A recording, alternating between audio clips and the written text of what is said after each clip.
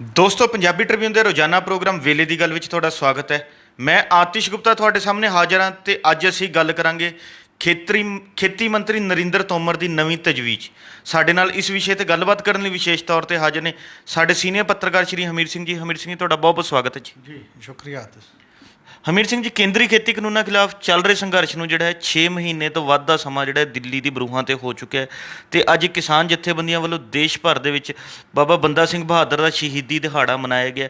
ਇਸੇ ਦਿਨ ਅੱਜ ਕੇਂਦਰੀ ਖੇਤੀ ਮੰਤਰੀ ਨੇ ਬਹੁਤ ਲੰਬੇ ਸਮੇਂ ਬਾਅਦ ਆਪਣੀ ਚੁੱਪੀ ਤੋੜਦਿਆਂ ਕਿਸਾਨਾਂ ਨੂੰ ਇੱਕ ਸੰਦੇਸ਼ ਦੇਣ ਦੀ ਕੋਸ਼ਿਸ਼ ਕੀਤੀ ਹੈ। ਅਸੀਂ ਜਾਣਨਾ ਚਾਹਾਂਗੇ ਉਹਨਾਂ ਨੇ ਕੀ ਕਿਹਾ ਜਾਂ ਕੀ ਜਿਹੜੀ ਨਵੀਂ ਤਜਵੀਜ਼ ਜਿਹੜੀ ਹੈਗੀ ਆ ਉਹ ਲੈ ਕੇ ਆਏ ਨੇ। ਬਿਲਕੁਲ, ਅੱਜ ਬੰਦਾ ਬਹਾਦਰ ਦਾ ਇਸ ਕਰਕੇ ਬਹੁਤ ਮਹੱਤਵਪੂਰਨ ਦਿਨ ਹੈ ਕਿਉਂਕਿ ਕਿਸਾਨੀ ਨਾਲ ਵੀ ਸਿੱਧਾ ਸੰਬੰਧ ਹੈ ਉਹਦਾ। ਸਿੱਖੀ ਨਾਲ ਤਾਂ ਹੈ ਹੀ ਹੈ ਅਤੇ ਕਿਸਾਨੀ ਨਾਲ ਵੀ ਹੈ। ਔਰ ਦੋਨਾਂ ਮਤਲਬ ਇਹ ਸੀਗਾ ਕਿ ਬੰਦਾ ਬਹਾਦਰ ਨੂੰ ਪਹਿਲਾ ਇਹੋ ਜਿਹਾ ਰਾਜਾ ਜਾਂ ਇਹੋ ਜਿਹਾ ਜਿਹੜਾ ਸੁਲਤਾਨ ਮੰਨਿਆ ਜਾਂਦਾ ਜਿਹਨੇ ਜ਼ਮੀਨ ਹਲ ਵਾਹਕ ਦੀ ਦਾ ਜਿਹੜਾ ਇੱਕ ਨਾਅਰਾ ਸੀ ਉਹਨੂੰ ਪੂਰਾ ਕੀਤਾ ਪ੍ਰੈਕਟੀਕਲੀ ਅਮਲ ਦੇ ਵਿੱਚ। ਕਿਉਂਕਿ ਉਦੋਂ ਜਗੀਰਦਾਰ ਵੱਡੇ ਵੱਡੇ ਪੱਧਰ 'ਤੇ ਹੁੰਦਾ ਸੀ, ਜਗੀਰਦਾਰਾਂ ਨੇ ਸਾਰੀਆਂ ਜ਼ਮੀਨਾਂ ਰੱਖੀਆਂ ਸੀ, ਮੁਜ਼ਾਹਰੇ ਸੀ। ਪਰ ਜਦੋਂ ਉਹਨੇ ਮਤਲਬ ਕੇਵਲ 7-8 ਸਾਲਾਂ ਦੇ ਵਿੱਚ ਹੀ ਐਡਾ ਵੱਡਾ ਕ੍ਰਿਸ਼ਮਾ ਹੁੰਦਾ ਅਤੇ ਉੱਥੋਂ ਉਹ ਚੱਲਦੇ ਨੇ ਨਾਂਦੇੜ ਸਾਹਿਬ ਤੋਂ 1708 ਦੇ ਵਿੱਚ ਗੁਰੂ ਗੋਬਿੰਦ ਸਿੰਘ ਦੀ ਸ਼ਹਾਦਤ ਹੁੰਦੀ ਹੈ। ਉਹ ਤੋਂ ਬਾਅਦ 10 ਦੇ ਵਿੱਚ ਹੀ ਜੀ 1710 ਦੇ ਵਿੱਚ ਹੀ ਉਹ ਚੱਪੜਚਿੜੀ ਤੱਕ ਆਉਂਦੇ ਅਤੇ ਕਿੰਨੀਆਂ ਜਿੱਤਾਂ ਪ੍ਰਾਪਤ ਕਰਦੇ ਨੇ। ਅਤੇ ਫਿਰ 7-8 ਸਾਲ ਦੇ ਵਿੱਚ ਹੀ ਜਿੱਥੇ ਕਿਤੇ ਵੀ ਗਏ ਉਹਨੇ ਉਹਨਾਂ ਦੇ ਸਭ ਨੂੰ ਇੱਕ ਮਤਲਬ ਰੁਕਾ ਭੇਜਦੇ ਕਿ ਇਹ ਜ਼ਮੀਨ ਜਿਹੜੇ ਬਾਹਰ ਆਏ ਹੋ ਤੁਸੀਂ ਤੁਹਾਡੀ ਹੈ। ਅਤੇ ਕਿਸੇ ਨੇ ਹਿੰਮਤ ਨਹੀਂ ਕੀਤੀ ਮੁੜ ਕੇ ਕਹਿਣ ਦੀ ਕਿ ਨਹੀਂ ਜੀ ਇਹ ਮੇਰੀ ਜ਼ਮੀਨ ਹੈ। ਇਹ ਪਹਿਲਾਂ ਸੀ। ਔਰ ਪੋਲਿਸੀ ਕਿਵੇਂ ਬਦਲਦੀ ਹੈ, ਪਹਿਲਾਂ ਇਹੀ ਸਾਰੀ ਜ਼ਮੀਨ 'ਤੇ ਕਬਜ਼ਾ ਜਗੀਰਦਾਰਾਂ ਨੇ ਕੀਤਾ ਜੀ, ਹੁਣ ਉਦੋਂ ਉਲਟ ਈਵਨ ਬੰਦਾ ਸਿੰਘ ਬਹਾਦਰ ਦੇ ਪੈਰੋਕਾਰ ਹੋਣ ਵਾਲੀਆਂ ਧਿਰਾਂ ਵੀ ਕਈ ਨੇ ਜਿਹੜੀਆਂ ਆਪਣੇ ਆਪ ਨੂੰ ਕਹਾਉਂਦੀਆਂ, ਉਹ ਵੀ ਹੁਣ ਜ਼ਮੀਨਾਂ ਕਾਰਪੋਰੇਟ ਦੇ ਖੇਤਰ ਦੇ ਵੱਲ ਦੇਣ ਲਈ ਸਹਿਮਤ ਹੁੰਦੀਆਂ ਦਿਖਾਈ ਦੇ ਰਹੀਆਂ ਨੇ। ਕਿਉਂਕਿ ਹੁਣ ਸਾਰੇ ਕੁਛ 'ਤੇ ਕਬਜ਼ਾ ਕਾਰਪੋਰੇਟ ਕਰਨਾ ਚਾਹੁੰਦਾ ਅਤੇ ਜ਼ਮੀਨਾਂ 'ਤੇ ਵੀ। ਜ਼ਮੀਨ ਹਲ ਵਾਹਕ ਦੀ ਤਾਂ ਛੱਡੋ, ਜ਼ਮੀਨਾਂ ਦੀ ਵੰਡ ਦੀ ਨੇ ਜਿਹੜੀ ਇਨਸਾਫ ਪਸੰਦ ਵੰਡ ਹੈ ਉਹਦੀ ਗੱਲ ਤਾਂ ਛੱਡੋ, ਹੁਣ ਤਾਂ ਸਾਰੀ ਜ਼ਮੀਨ ਇਕੱਠੀ ਕਰਕੇ ਕਾਰਪੋਰੇਟ ਲਿਜਾਣਾ ਚਾਹੁੰਦਾ।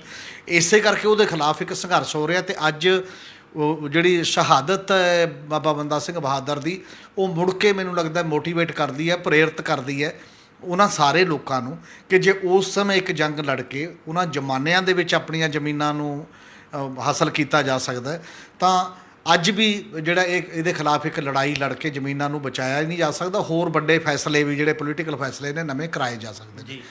ਇਸੇ ਮਾਹੌਲ 'ਚ ਅੱਜ ਦੇ ਦਿਨਾਂ ਦੇ ਵਿੱਚ ਹੀ ਜਦੋਂ ਬਾਬਾ ਬੰਦਾ ਸਿੰਘ ਬਹਾਦਰ ਦਾ ਸ਼ਹਾਦਤ ਦਿਹਾੜਾ ਮਨਾਇਆ ਜਾ ਰਿਹਾ, ਉਸੇ ਸਮੇਂ ਉਹਦੇ ਨਾਲ ਮਿਲਦੇ ਟਾਈਮ 'ਚ ਕੇਂਦਰੀ ਖੇਤੀ ਮੰਤਰੀ ਦਾ ਬਿਆਨ ਇਸ ਮਾਨਸਿਕਤਾ ਦੀ ਪ੍ਰਤੀਨਿਧਤਾ ਕਰਦਾ ਹੈ ਕਿ ਉਹ ਹੁਣ ਮਜ਼ਲੂਮਾਂ ਕਿਸਾਨਾਂ ਆਮ ਲੋਕਾਂ ਦੇ ਨਾਲ ਨਹੀਂ, ਸਰਕਾਰ ਅਜੇ ਵੀ ਕਾਰਪੋਰੇਟ ਨਾਲ ਜੋਟੀ ਪਾ ਕੇ ਇੰਨੀ ਮਜ਼ਬੂਤੀ ਨਾਲ ਖੜੀ ਹੈ। ਉਹ ਕਹਿ ਰਹੀ ਹੈ ਵੀ ਸਾਡੀ ਦੋਸਤੀ ਬਰਕਰਾਰ ਹੈ ਜਿਹੜੀ ਕਾਰਪੋਰੇਟ ਨਾਲ ਹੈ, ਤੁਹਾਡੇ ਨਾਲ ਨਹੀਂ। ਤਾਂ ਇੱਧਰ ਕਿਤੇ ਗਵਾਲੀਅਰ ਏਰੀਏ ਦੇ ਵਿੱਚ ਘੁੰਮਦੇ ਦੌਰਾਨ ਨਰਿੰਦਰ ਤੋਮਰ ਨੇ ਇਹ ਬਿਆਨ ਦਿੱਤਾ ਹੈ ਕਿ ਕਿਸਾਨ ਜਥੇਬੰਦੀਆਂ ਨਾਲ ਗੱਲਬਾਤ ਲਈ ਕੇਂਦਰ ਤਿਆਰ ਹੈ ਅਤੇ ਉਹ ਗੱਲਬਾਤ ਲਈ ਕਿਹਦੇ ਲਈ ਤਿਆਰ ਹੈ, ਪਰ ਇਹ ਖੇਤੀ ਬਿੱਲਾਂ ਤੋਂ ਬਿਨਾਂ ਹੋਰ ਕੋਈ ਗੱਲ ਹੈ ਤਾਂ ਅਸੀਂ ਕਰਨ ਲਈ ਤਿਆਰ ਜੀ।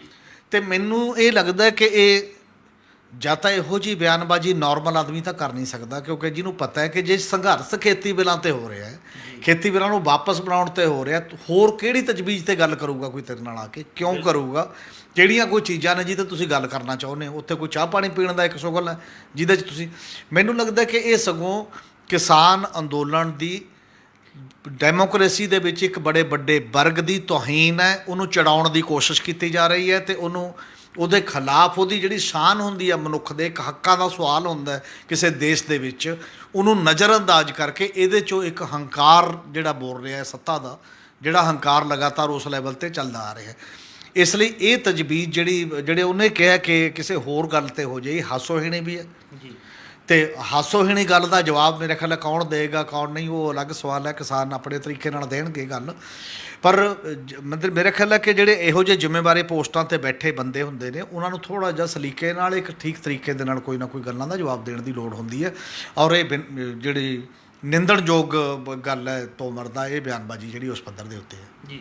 ਹਮੀਰ ਸਿੰਘ ਜੀ, ਕਿਸਾਨਾਂ ਅਤੇ ਕੇਂਦਰ ਵਿਚਕਾਰ ਹੁਣ ਤੱਕ 11 ਗੇੜ ਦੀ ਜਿਹੜੀ ਇਹ ਗੱਲਬਾਤ ਹੋਈ ਹੈ ਤੇ ਅਖੀਰੀ ਗੱਲਬਾਤ 22 ਜਨਵਰੀ ਨੂੰ ਹੋਈ ਸੀ। ਹੁਣ 4.5 ਮਹੀਨੇ ਦਾ ਸਮਾਂ ਬੀਤ ਗਿਆ ਤੇ ਜਿਵੇਂ ਤੁਸੀਂ ਦੱਸਿਆ ਕੇਂਦਰੀ ਖੇਤੀ ਮੰਤਰੀ ਹੁਣ ਕਹਿ ਰਹੇ ਨੇ ਕਿ ਕੇਂਦਰ ਸਰਕਾਰ ਕਿਸਾਨਾਂ ਨਾਲ ਗੱਲਬਾਤ ਲਈ ਤਿਆਰ ਹੈ, ਜਦ ਕਿ ਅੱਜ ਤੋਂ 15 ਦਿਨ ਪਹਿਲਾਂ ਕਿਸਾਨ ਜਥੇਬੰਦੀਆਂ ਵੱਲੋਂ ਕੇਂਦਰ ਸਰਕਾਰ ਨੂੰ ਪੱਤਰ ਲਿਖ ਕੇ ਗੱਲ ਕੀਤੀ ਸੀ ਵੀ ਕਿ ਕਿਸਾਨ ਜਥੇਬੰਦੀਆਂ ਗੱਲਬਾਤ ਲਈ ਹਮੇਸ਼ਾ ਤਿਆਰ ਸੀ ਤੇ ਕੇਂਦਰ ਨੂੰ ਗੱਲਬਾਤ ਮੁੜ ਸ਼ੁਰੂ ਕਰਨੀ ਚਾਹੀਦੀ ਹੈ। ਕੇਂਦਰ ਨੇ ਉਸ ਪੱਤਰ ਦਾ ਹਾਲੇ ਤੱਕ ਕੋਈ ਜਵਾਬ ਨਹੀਂ ਦਿੱਤਾ, ਤੁਸੀਂ ਉਸ ਨੂੰ ਕਿਵੇਂ ਦੇਖੋਗੇ? ਵੈਸੇ ਤਾਂ ਇੱਕ ਸਿਸਟਮ ਬਣਿਆ ਹੁੰਦਾ ਹੈ, ਇਹ ਵੀ ਬੇਹੂਦਾ ਗੱਲ ਹੁੰਦੀ ਹੈ ਕਿ ਜਿਹੜੇ ਬੰਦੇ ਅੰਦੋਲਨ ਕਰ ਰਹੇ ਨੇ ਉਹਨਾਂ ਵੱਲੋਂ ਤਜਵੀਜ਼ ਆਵੇ। ਉਹਨਾਂ ਵੱਲੋਂ ਤਾਂ ਤਜਵੀਜ਼ ਹੈ, ਉਹਨਾਂ ਵੱਲੋਂ ਤਜਵੀਜ਼ ਇਹ ਹੈ ਕਿ ਸਾਡਾ ਤਾਂ ਅੰਦੋਲਨ ਹੈ ਜਿਹੜਾ 3 ਕਾਨੂੰਨਾਂ ਨੂੰ ਵਾਪਸ ਕਰਾਉਣ ਦਾ ਤੇ ਘੱਟੋ ਘੱਟ ਸਮਰਥਨ ਮੁੱਲ ਤੇ ਖਰੀਦ ਦੀ ਗਰੰਟੀ ਦਾ, ਉਹਦਾ ਤਾਂ ਤਜਵੀਜ਼ ਕਲੀਅਰ ਹੈ, ਉਹ ਤਾਂ ਇੱਕ ਅੰਦੋਲਨ ਲੜ ਰਹੇ ਨੇ। ਤੇ ਜਿਨ੍ਹਾਂ ਤੋਂ ਮੰਗ ਕੀਤੀ ਜਾ ਰਹੀ ਹੁੰਦੀ ਹੈ, ਜਿਹੜੀ ਧਿਰ ਨੇ ਨਵੇਂ ਕਾਨੂੰਨ ਬਣਾ ਕੇ ਉਹਨਾਂ ਤੇ ਥੋਪੇ ਨੇ ਬਿਨਾਂ ਇਜਾਜ਼ਤ ਤੋਂ, ਬਿਨਾਂ ਗੱਲਬਾਤ ਤੋਂ, ਬਿਨਾਂ ਚਰਚਾ ਤੋਂ, ਉਹ ਧਿਰ ਦੀ ਹੀ ਜ਼ਿੰਮੇਵਾਰੀ ਹੈ। ਦੂਜੀ ਗੱਲ, ਜਿਹੜੀ ਧਿਰ ਦੇ ਕੋਲ ਉਹਨਾਂ ਕਾਨੂੰਨਾਂ ਨੂੰ ਵਾਪਸ ਲੈਣ, ਉਹਨਾਂ 'ਚ ਸੋਧ ਕਰਨ ਜਾਂ ਉਹਨਾਂ ਨੂੰ ਲਾਗੂ ਕਰਨ ਦੀ ਤਾਕਤ ਹੈ, ਉਸੇ ਵੱਲੋਂ ਹੀ ਜਾਣਾ ਚਾਹੀਦਾ। ਇਹ ਤਜਵੀਜ਼ਾਂ ਜਿਹੜੀਆਂ ਗੱਲ ਕਰਨੀਆਂ ਹੋਈਆਂ ਨੇ, ਅੱਜ ਤੋਂ ਪਹਿਲਾਂ ਤਜਵੀਜ਼ਾਂ ਆਈਆਂ ਵੀ, 11 ਵਾਰ ਦੀ ਗੱਲਬਾਤ ਵੀ ਹੋਈ, ਔਰ ਉਸ ਗੱਲਬਾਤ ਦੇ ਵਿੱਚ ਕਿੰਨੀਆਂ ਗੱਲਾਂ ਤਾਂ ਕੇਂਦਰ ਸਰਕਾਰ ਦੇ ਇਹੀ ਅਧਿਕਾਰੀ ਜਿਹੜੀ ਨਰਿੰਦਰ ਤੋਮਰ ਦੀ ਅਗਵਾਈ ਦੇ ਵਿੱਚ ਜਾਂਦੀ ਮੀਟਿੰਗ ਹੋ ਰਹੀ ਸੀ, ਉਹਦੇ ਵਿੱਚ ਪ੍ਰਵਾਨ ਕੀਤੀਆਂ ਨੇ ਕਿ ਹਾਂ ਸੋਧਾਂ ਤੁਸੀਂ ਕਰਾ ਲਓ, ਆਹ ਸੋਧਾਂ ਹੋ ਸਕਦੀਆਂ ਨੇ, ਅਸੀਂ ਮੰਨਣ ਲਈ ਤਿਆਰ ਹਾਂ। ਫਿਰ ਤੁਹਾਡੇ ਵੱਲੋਂ ਇੱਕ ਤਜਵੀਜ਼ ਆਉਂਦੀ ਹੈ ਇਹਦੇ 'ਚ ਕਿ ਅਸੀਂ 1.5 ਸਾਲ ਤੱਕ ਇਹਨੂੰ ਵਿਦ ਹੋਲਡ ਕਰ ਲੈਂਦੇ ਹਾਂ, ਰੱਖ ਲੈਂਦੇ ਹਾਂ, ਇਸ ਤੋਂ ਬਾਅਦ ਤੁਸੀਂ ਮੰਨ ਲਓ ਇਸ ਗੱਲ ਦੇ ਵਿੱਚ। ਇਹ ਸਾਰੀਆਂ ਗੱਲਾਂ ਜੇਕਰ ਆ ਰਹੀਆਂ ਨੇ ਤੇ 22 ਜਨਵਰੀ ਤੋਂ ਬਾਅਦ ਗੱਲ ਨਾ ਕਰਨ ਦਾ ਮਤਲਬ ਸਿੱਧਾ ਹੀ ਹੈ ਕਿ ਤੁਹਾਡੀ ਰੁਚੀ ਜਿਹੜੀ ਹੈ ਉਹ ਜਮਹੂਰੀ ਤਰੀਕੇ ਨਾਲ ਸਮੱਸਿਆਵਾਂ ਨੂੰ ਨਿਪਟਾਉਣ ਦੀ ਨਹੀਂ ਹੈ। ਉਹ ਤਾਨਾਸ਼ਾਹ ਰੁਚੀ ਨਾਲ ਇੱਕ ਵਾਰ ਤਾਕਤ ਆ ਗਈ। ਸਾਡੇ ਦੇਸ਼ ਦੇ ਵਿੱਚ ਇੱਕ ਮਾਹੌਲ ਹੈ ਕਿ 5 ਸਾਲ ਬਾਅਦ 5 ਸਾਲ ਇੱਕ ਵਾਰ ਸੱਤਾ ਦੇ ਦਿਓ, ਜਿਵੇਂ ਵੀ ਮਰਜ਼ੀ ਕੋਈ ਲੈ ਜੇ, ਤੇ ਉਦੋਂ ਬਾਅਦ ਤੁਸੀਂ ਉਹਨੂੰ ਹਿਲਾ ਨਹੀਂ ਸਕਦੇ ਛੇਤੀ ਕੀਤੇ। ਜੇ ਬਹੁਤ ਵੱਡਾ ਕੋਈ ਅੰਦੋਲਨ ਇਹੋ ਜਿਹਾ ਆ ਜਾਏ ਜਿਹੜਾ ਉਹਨਾਂ ਦਾ ਨੱਕ 'ਚ ਦਮ ਵੱਡਾ ਕਰ ਦੇ ਕੇ ਸਾਰਾ ਸਮਾਜ ਉੱਠ ਕੇ, ਪਰ ਕਾਨੂੰਨੀ ਤੌਰ 'ਤੇ ਹਟਾ ਨਹੀਂ ਸਕਦੇ। ਦੁਨੀਆ ਦੇ ਕਿੰਨੇ ਹੀ ਦੇਸ਼ਾਂ ਦੇ ਵਿੱਚ ਜਿਹੜਾ ਇੱਕ ਰਾਈਟ ਟੂ ਰੀਕਾਲ ਦਾ, ਵਾਪਸ ਬੁਲਾਉਣ ਦਾ ਹੱਕ ਹੈ। ਜਿੱਥੇ ਇਹ ਹੈ ਕਿ ਜਦੋਂ ਹੁਕਮਰਾਨ ਤੁਹਾਡੀ ਗੱਲ ਨਹੀਂ ਮੰਨਦੇ ਤਾਂ ਇੱਕ ਰੈਫਰੈਂਡਮ ਹੋ ਜਾਂਦਾ ਇਸ ਲੈਵਲ 'ਤੇ, ਦੁਬਾਰਾ ਲੋਕ ਆਪਣੀ ਰਾਏ ਦਿੰਦੇ ਨੇ। ਜੇ ਬਹੁਗਿਣਤੀ ਲੋਕ ਰਾਏ ਦੇ ਦੇਣ ਵਿੱਚ ਕਿ ਗਲਤ ਕਰ ਰਹੇ ਹੋ ਤੁਸੀਂ, ਤਾਂ ਉਹਨਾਂ ਨੂੰ ਵਾਪਸ ਆਉਣਾ ਪੈਂਦਾ, ਉਹਨਾਂ ਨੂੰ ਅਸਤੀਫਾ ਦੇਣਾ ਪੈਂਦਾ। ਜਮਹੂਰੀਅਤ ਦੇ ਵਿੱਚ ਇੱਕ ਜਮਹੂਰੀ ਪ੍ਰਣਾਲੀ ਦਾ ਇੱਕ ਹਿੱਸਾ ਹੈ। ਤੇ ਇਸ ਤੋਂ ਬਾਅਦ ਵੀ ਜੇਕਰ ਪਹਿਲਾਂ ਵੀ ਇੱਕ ਵਾਰ ਵਿੱਚੋਂ ਕਿਸਾਨ ਲੀਡਰਾਂ ਨੇ ਇੱਕ ਚਿੱਠੀ ਲਿਖੀ ਸੀ, ਤਜਵੀਜ਼ ਦਿੱਤੀ ਸੀ, ਜਿੱਤੇ ਦੁਬਾਰਾ ਗੱਲ ਹੋਈ ਸੀ 22 ਤਰੀਕ ਨੂੰ ਵੀ, 22 ਜਨਵਰੀ ਦੀ। ਉਦੋਂ ਬਾਅਦ ਹੁਣ ਵੀ ਇੱਕ ਜਿਹੜੀ ਚਿੱਠੀ ਲਿਖੀ ਹੈ, ਇਹ ਇੱਕ ਕਾਮਨ ਸੈਂਸ ਦੀ ਗੱਲ ਹੋਣੀ ਚਾਹੀਦੀ ਹੈ। ਇੱਕ ਸੁਭਾਵਿਕ ਗੱਲ ਹੈ, ਜੇ ਸਰਕਾਰਾਂ ਜਮਹੂਰੀਅਤ ਦੇ ਮੁਤਾਬਕ ਚੱਲਦੀਆਂ ਨੇ, ਆਪਣੇ ਆਪ ਨੂੰ ਲੋਕਾਂ ਦੇ ਪ੍ਰਤੀ ਜਵਾਬਦੇਹ ਸਮਝਦੀਆਂ ਨੇ, ਤਾਂ ਇੱਕ ਨਿੱਜੀ ਵਿਅਕਤੀ ਵੀ ਕਿਸੇ ਅਫਸਰ ਨੂੰ, ਕਿਸੇ ਪ੍ਰਧਾਨ ਮੰਤਰੀ ਨੂੰ, ਕਿਸੇ ਮੰਤਰੀ ਨੂੰ ਚਿੱਠੀ ਲਿਖੇ ਤਾਂ ਉਹਨੂੰ ਐਕਨੌਲੇਜ ਕਰਨਾ ਕਿ ਸਾਨੂੰ ਚਿੱਠੀ ਮਿਲ ਗਈ ਹੈ, ਦੂਜਾ ਉਹਨੂੰ ਜਵਾਬ ਦੇਣਾ। ਇਹ ਦੋ ਗੱਲਾਂ ਬੜੀਆਂ ਜ਼ਰੂਰੀ ਨੇ। ਔਰ ਤੁਹਾਡੇ ਸਾਹਮਣੇ ਪੂਰੀਆਂ ਵਿਦੇਸ਼ਾਂ ਦੀਆਂ ਗੌਰਮੈਂਟਾਂ ਇਸੇ ਅੰਦੋਲਨ ਦੇ ਦੌਰਾਨ, ਜਿਹੜੇ ਵੀ ਪੰਜਾਬੀ ਬੰਦੇ ਬਾਹਰ ਰਹਿੰਦੇ ਨੇ ਵੱਖ-ਵੱਖ ਦੇਸ਼ਾਂ ਦੇ ਵਿੱਚ, ਉਹਨਾਂ ਨੇ ਆਪੋ ਆਪਣੇ ਹਲਕਿਆਂ ਦੇ MLA ਨੂੰ, MPਆਂ ਨੂੰ ਮੰਗ ਪੱਤਰ ਦਿੱਤੇ, ਚਿੱਠੀਆਂ ਲਿਖੀਆਂ ਕਿ ਭਾਰਤ ਦੇ ਵਿੱਚ ਸਾਡੇ ਜਿਹੜੇ ਬੰਦੇ ਪਿੱਛੇ ਰਹਿ ਗਏ ਨੇ, ਵਿਦੇਸ਼ ਮਤਲਬ ਸਾਡੇ ਪਰਿਵਾਰਕ ਮੈਂਬਰ ਨੇ, ਉਹਨਾਂ 'ਤੇ ਉਹਦੀ ਗੱਲ ਦੀ ਸੁਣਵਾਈ ਨਹੀਂ ਹੋ ਰਹੀ, ਉਹਨਾਂ ਖਿਲਾਫ ਸਰਕਾਰ ਅਤਿਆਚਾਰ ਕਰ ਰਹੀ ਹੈ, ਤੁਹਾਨੂੰ ਇਹ 'ਤੇ ਗੱਲ ਕਰਨੀ ਚਾਹੀਦੀ ਹੈ। ਤਾਂ ਉੱਥੋਂ ਦੀਆਂ ਪਾਰਲੀਮੈਂਟਾਂ ਨੇ, ਅਸੈਂਬਲੀਆਂ ਨੇ ਗੱਲ ਕੀਤੀ ਹੈ। ਅਤੇ ਕਿਉਂਕਿ ਮੇਰੇ ਹਲਕਿਆਂ ਦੇ ਲੋਕਾਂ ਨੇ ਕਿਹਾ ਹੈ ਕਿ ਉਹਨਾਂ ਦੀ ਚਿੰਤਾ ਹੈ, ਉਹਨਾਂ ਦੀ ਚਿੰਤਾ 'ਚ ਮੈਂ ਸ਼ਾਮਲ ਹਾਂ, ਇਸ ਕਰਕੇ ਮੈਂ ਇਸ ਮੰਚ 'ਤੇ ਗੱਲ ਉਠਾ ਰਿਹਾ। ਇਹ ਹੈਗੀ ਹੈ ਜਵਾਬਦੇਹੀ। ਅਤੇ ਸਾਡੇ ਮੰਤਰੀਆਂ ਦੇ ਘਰ ਘਰਾਓ, ਲੀਡਰਾਂ ਦੇ ਘਰਾਓ, ਉਹਨਾਂ ਨੂੰ ਸਮਾਗਮ ਨਾ ਕਰਨ ਦੇਣ ਤੱਕ ਦਾ ਜਿਹੜਾ ਇੱਕ ਪ੍ਰੋਟੈਸਟ ਹੈ, ਇਹਦੇ ਬਾਵਜੂਦ ਕੋਈ ਮਤਲਬ ਇਹ ਇੰਨੀ ਕੁ ਸ਼ਰਮ ਨਹੀਂ ਹੈ ਕਿ ਤੁਸੀਂ ਜਾ ਕੇ ਉਹਨਾਂ ਮੰਚਾਂ 'ਤੇ ਗੱਲ ਕਰੋ, ਉਹਨਾਂ ਮੰਚਾਂ 'ਤੇ ਗੱਲ ਕਰਕੇ ਜਾ ਕੇ ਪੁੱਛੋ। ਇਸੇ ਕਰਕੇ ਇਹ ਹੈ ਕਿ ਉਹਦਾ ਜਵਾਬ ਵੀ ਨਾ ਦੇਣਾ, ਜਿਹੜਾ ਇੱਕ ਜਥੇਬੰਦੀਆਂ ਨੇ ਔਰ ਲੱਖਾਂ ਕਰੋੜਾਂ ਬੰਦਿਆਂ ਦੀ ਭਾਵਨਾ ਹੈ ਉਹਨਾਂ ਦੇ ਪਿੱਛੇ ਇਸ ਮਾਮਲੇ ਦੇ ਵਿੱਚ, ਉਹਦਾ ਜਵਾਬ ਵੀ ਨਾ ਦੇਣਾ ਕਿ ਉਹਦਾ ਲਿਖਤੀ ਜਵਾਬ ਜਾਣਾ ਚਾਹੀਦਾ, ਜੋ ਵੀ ਜਵਾਬ ਤੁਸੀਂ ਦੇਣਾ ਜਥੇਬੰਦੀਆਂ ਨੂੰ। ਅਤੇ ਜੇ ਜਵਾਬ ਨਹੀਂ ਦਿੰਦੇ, ਤੁਸੀਂ ਕਰੋੜਾਂ ਵੋਟਰਾਂ, ਕਰੋੜਾਂ ਨਾਗਰਿਕਾਂ, ਕਰੋੜਾਂ ਬੰਦਿਆਂ ਦੀ ਜਿਹੜੀ ਬਿੱਲ ਹੈ, ਜਿਹੜੀ ਇੱਛਾ ਹੈ, ਜਿਹੜੀ ਰਾਏ ਹੈ, ਉਹਦਾ ਨਿਰਾਦਰ ਕਰ ਰਹੇ ਹੋ। ਤੁਸੀਂ ਨਾ ਕੇਵਲ ਉਹਦਾ ਨਿਰਾਦਰ ਕਰ ਰਹੇ ਹੋ, ਦੇਸ਼ ਦੇ ਸੰਵਿਧਾਨ ਦਾ, ਦੇਸ਼ ਦੇ ਕਾਨੂੰਨ ਦਾ ਅਤੇ ਦੇਸ਼ ਦੀ ਜਮਹੂਰੀ ਭਾਵਨਾ ਦਾ ਨਿਰਾਦਰ ਕਰ ਰਹੇ ਹੋ। ਔਰ ਇਸ ਕਰਕੇ ਇਹ ਸਭ ਤੋਂ ਬੜਾ ਜਿਹੜਾ ਕੁਐਸਚਨ ਇਸ ਪੱਧਰ ਦੇ ਉੱਤੇ ਆਉਂਦਾ ਕਿ ਜਦੋਂ ਸਰਕਾਰ ਅਡਾਮੈਂਟ ਹੋ ਜੇ। ਇਹ ਤੋਂ ਪਹਿਲਾਂ ਕਿਹਾ ਗਿਆ ਕਿ ਪ੍ਰਧਾਨ ਮੰਤਰੀ ਨੇ ਇੱਕੋ ਵਾਰ ਬੋਲਿਆ, ਪ੍ਰਧਾਨ ਮੰਤਰੀ ਸਿੱਧਾ ਇਸ ਅੰਦੋਲਨ 'ਤੇ, ਇਦੋਂ ਬਿਨਾਂ ਤਾਂ ਇੱਧਰ ਉੱਧਰ ਪੈਰਾਫੇਰੀ 'ਤੇ ਲੰਘਦਾ ਰਿਹਾ। ਕਦੇ ਵੀ ਪ੍ਰਧਾਨ ਮੰਤਰੀ ਖਾਮੋਸ਼ ਰਹੇ। ਸਭ ਤੋਂ ਜ਼ਿਆਦਾ ਬੋਲਣ ਵਾਲਾ ਪ੍ਰਧਾਨ ਮੰਤਰੀ, ਸਭ ਤੋਂ ਵੱਡੇ ਵਰਗ ਦੀ ਸਮੱਸਿਆ 'ਤੇ 6.5 ਮਹੀਨੇ ਤੋਂ ਖਾਮੋਸ਼ ਰਹੇ। ਇਹ ਇਦੋਂ ਵੱਡੀ ਤਰਾਸਦੀ ਕੀ ਹੋਣੀ ਹੈ ਕਿਸੇ ਦੇਸ਼ ਦੀ। ਔਰ ਪ੍ਰਧਾਨ ਮੰਤਰੀ ਨੇ ਇੱਕੋ ਗੱਲ ਕਹੀ ਉਸ ਸਮੇਂ ਜਦੋਂ ਪਾਰਲੀਮੈਂਟ 'ਚ ਉਹਨੇ ਬੋਲਿਆ ਇੱਕ ਵਾਰ ਕਿ ਬਸ ਇੱਕ ਫੋਨ ਕਾਲ ਦੂਰ ਆ, ਅਸੀਂ ਜਦ ਮਰਜ਼ੀ ਗੱਲ ਕਰ ਲਾਂਗੇ, ਕਿਸਾਨਾਂ ਦਾ ਸੰਘਰਸ਼ ਵੀ ਗੱਲ ਹੱਲ ਕਰ ਲਾਂਗੇ। ਕਿਸਾਨਾਂ ਨੂੰ ਉਹ ਫੋਨ ਤਾਂ ਲੱਭਿਆ ਨਹੀਂ ਜਿੱਤੇ ਉਹ ਕਾਲ ਕਰ ਲੈਣ। ਪ੍ਰਧਾਨ ਮੰਤਰੀ ਨੇ ਤਾਂ ਨਹੀਂ ਕੀਤੀ, ਨਾ ਅੱਜ ਤੱਕ ਇੱਕ ਸਿੰਗਲ ਬੈਠਕ ਕੀਤੀ ਹੈ ਪ੍ਰਧਾਨ ਮੰਤਰੀ ਨੇ ਬਿਠਾ ਕੇ ਕਿ ਗੱਲ ਕਰ ਲਓ ਇੱਕ ਵਾਰ ਮੂੰਹੋਂ ਦੂਹੀ ਤਾਂ ਹੋ ਜਾਓ ਨਾ, ਉਹਦੇ ਬਾਅਦ ਦੀ ਗੱਲ ਹੈ ਫਿਰ ਤੁਸੀਂ ਕਿਹੋ। ਤੇ ਇਹ ਮਤਲਬ ਹੰਕਾਰ ਕਿੱਡਾ ਵੱਡਾ ਹੈ ਕਿ ਤੁਸੀਂ ਮੇਰੇ ਲਾਇਕ ਨਹੀਂ, ਮੈਂ ਤੁਹਾਡੇ ਨਾਲ ਥੋੜ੍ਹੀ ਬੈਠੂੰਗਾ। ਮੇਰੇ ਬੰਦੇ ਆਏ ਸੀ ਚੇਲੇ, ਉਹਨਾਂ ਨਾਲ ਤੁਸੀਂ ਗੱਲ ਕਰ ਲਈ, ਨਹੀਂ ਕਰਦੇ ਤਾਂ ਨਾ ਕਰੋ। ਉਸ ਪੱਧਰ ਦੀ ਗੱਲ ਹੈ ਕਿ ਐਵੇਂ ਸੋਚਣ ਦਾ ਸਵਾਲ ਹੁੰਦਾ ਨਾ ਬੈਠਣ ਦਾ। ਔਰ ਇਹਦੇ ਲਈ ਇਹ ਹੈ ਕਿ ਉਹ ਫੋਨ ਕਾਲ ਕਿੱਥੇ ਗਈ, ਨਹੀਂ ਮਿਲੀ, ਤਾਂ ਫਿਰ ਉਹਨਾਂ ਨੇ ਇੱਕ ਉਦੋਂ ਵੱਡੀ ਗੱਲ ਕੀਤੀ, ਇੱਕ ਐਡਰੈਸ 'ਤੇ ਤੁਹਾਨੂੰ ਚਿੱਠੀ ਦੇ ਦਿੱਤੀ ਹੈ, ਉਹ ਚਿੱਠੀ ਦਾ ਵੀ ਤੁਸੀਂ ਜਵਾਬ ਨਹੀਂ ਦੇ ਰਹੇ। ਤਾਂ ਇਹ ਜਿਹੜਾ ਦੁਨੀਆ ਪੱਧਰ 'ਤੇ ਅਤੇ ਦੇਸ਼ ਪੱਧਰ 'ਤੇ ਜਿਹੜੀ ਇਹਦਾ ਅਕਸ ਖਰਾਬ ਹੋ ਰਿਹਾ। ਫਿਰ ਤੁਸੀਂ ਮਤਲਬ ਇਹਨਾਂ ਨੂੰ ਵੀ ਦਿਖਾਈ ਦੇ ਰਿਹਾ ਕਿ ਤੁਹਾਡੀ ਛਵੀ ਬਿਲਕੁਲ ਖਤਮ ਹੋ ਰਹੀ ਹੈ। ਉਹ ਛਵੀ ਖਤਮ ਹੋਣ ਦਾ ਮਤਲਬ ਇਹ ਹੈ ਕਿ ਇੱਕ ਹੋਰ ਐਡੀਸ਼ਨ ਹੋ ਜਾਏਗੀ। ਜਦੋਂ ਕਹਿੰਦੇ ਨੇ ਕਿ ਭਾਰਤ ਅਰਧ ਆਜ਼ਾਦ ਦੇਸ਼ ਦੀ ਤਰ੍ਹਾਂ ਦੇਖਿਆ ਜਾਣਾ ਚਾਹੀਦਾ ਹੁਣ, ਤਾਂ ਅਰਧ ਆਜ਼ਾਦੀ ਇਹੀ ਹੁੰਦੀ ਹੈ ਕਿ ਜਦੋਂ ਆਜ਼ਾਦ ਮੁਲਕ ਦੇ ਨਾਗਰਿਕਾਂ ਦੀ ਗੱਲ ਦੀ ਸੁਣਵਾਈ ਨਾ ਹੋ ਰਹੀ ਹੋਵੇ ਤਾਂ ਉਹਨੂੰ ਪੂਰੀ ਆਜ਼ਾਦੀ ਨਹੀਂ ਕਿਹਾ ਜਾਂਦਾ, ਅਰਧ ਆਜ਼ਾਦੀ ਕਿਹਾ ਜਾਂਦਾ। ਇਸੇ ਜਿਹੜੀ ਤੌਰ 'ਤੇ ਅਜੇ ਤੱਕ ਗੌਰਮੈਂਟ ਚੱਲ ਰਹੀ ਹੈ।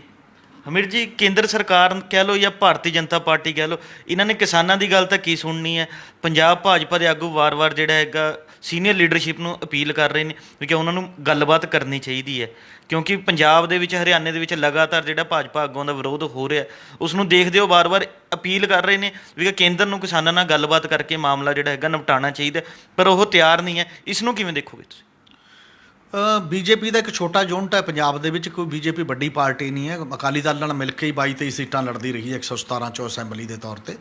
ਪਹਿਲਾਂ ਕੁਝ ਬੀਜੇਪੀ ਦੇ ਆਗੂਆਂ ਨੇ ਕੋਸ਼ਿਸ਼ ਕੀਤੀ ਵੀ, ਕਿਉਂਕਿ ਕੁਝ ਤਾਂ ਵਿਚਾਰੇ ਅੱਜ ਕੱਲ੍ਹ ਪਾਰਟੀਆਂ ਦੇ ਵਿੱਚ ਜਿਹੜਾ ਸੱਭਿਆਚਾਰ ਹੈ, ਕਲਚਰ ਹੈ, ਉਹ ਇਹ ਹੋ ਗਿਆ ਕਿ ਬੌਸ ਦੀ ਚਾਪਲੂਸੀ ਕਰਨੀ ਹੈ, ਚਾਪਲੂਸੀ ਕਰਕੇ ਹੀ ਜੀ ਹਜ਼ੂਰੀ ਕਰਨੀ ਹੈ। ਜੀ ਹਜ਼ੂਰੀ ਨਾਲ ਅਹੁਦਾ ਮਿਲੇਗਾ ਜਾਂ ਟਿਕਟ ਮਿਲੇਗੀ, ਕੇਵਲ ਉੱਥੇ ਤੱਕ ਦੀ ਸਿਆਸਤ ਹੈ।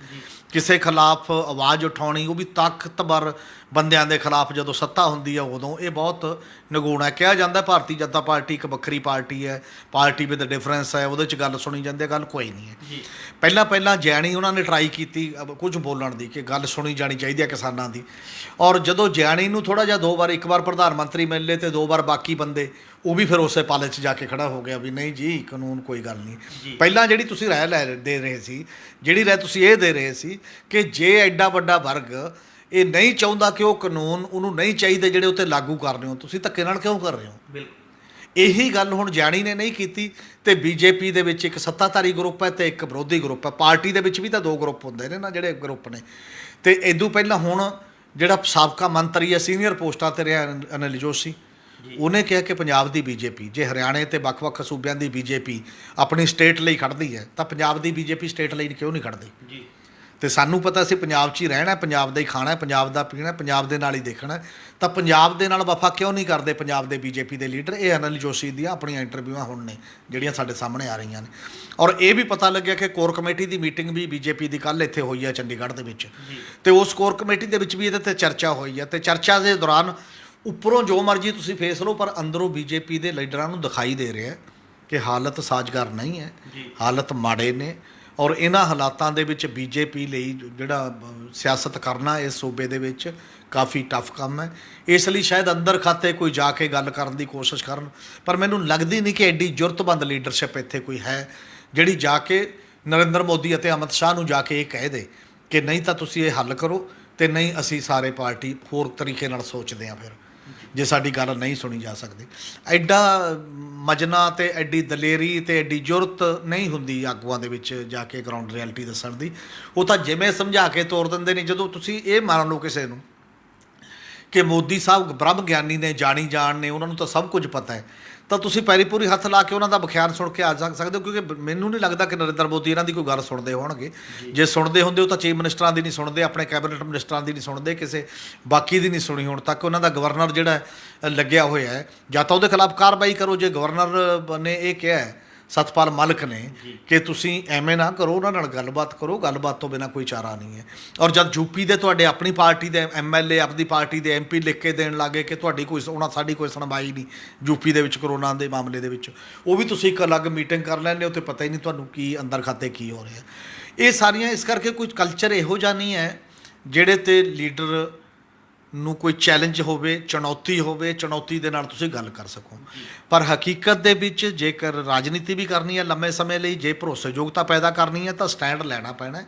ਬੀਜੇਪੀ ਦੀ ਪੰਜਾਬ ਦੀ ਲੀਡਰਸ਼ਿਪ ਨੂੰ, ਹਰਿਆਣੇ ਦੀ ਲੀਡਰਸ਼ਿਪ ਨੂੰ, ਯੂਪੀ ਦੀ ਨੂੰ ਤੇ ਸਾਰੀ ਨੂੰ, ਜਿੱਥੇ ਕਿਤੇ ਕਿਸਾਨ ਅੰਦੋਲਨ ਪ੍ਰਭਾਵਿਤ ਕਰ ਰਿਹਾ, ਕਿਸਾਨ ਅੰਦੋਲਨ ਦਿਖਾਈ ਦੇ ਰਿਹਾ ਕਿ ਜਿਹੜਾ ਪ੍ਰਭਾਵਿਤ ਤਾਂ ਕਰ ਹੀ ਰਿਹਾ ਹੈ ਸਾਰੀਆਂ ਚੀਜ਼ਾਂ ਨੂੰ, ਔਰ ਉਸ ਪ੍ਰਭਾਵ ਨੂੰ ਕਬੂਲ ਦੇ ਸਮਾਂ ਰਹਿੰਦੇ ਇਹਨਾਂ ਸਾਰੇ ਲੋਕਾਂ ਦੀ ਜ਼ਿੰਮੇਵਾਰੀ ਹੈ। ਜਿਵੇਂ ਬੀਜੇਪੀ ਇੱਕੋ ਹੀ ਗੱਲ ਕਰ ਲੇ ਘੱਟੋ ਘੱਟ, ਉਹਦਾ ਜਿਹੜਾ ਭਾਰਤੀ ਕਿਸਾਨ ਸੰਘ ਹੈ ਜੀ, ਜਿਹੜਾ ਕਿਸਾਨੀ ਦੇ ਵਿੱਚ RSS ਦਾ ਵਿੰਗ ਦੇ ਤੌਰ ਤੇ ਜਾਣਿਆ ਜਾਂਦਾ, ਉਹਨੂੰ ਮਨਾ ਲਓ ਤੁਸੀਂ ਕਿ ਕਾਨੂੰਨ ਠੀਕ ਨੇ।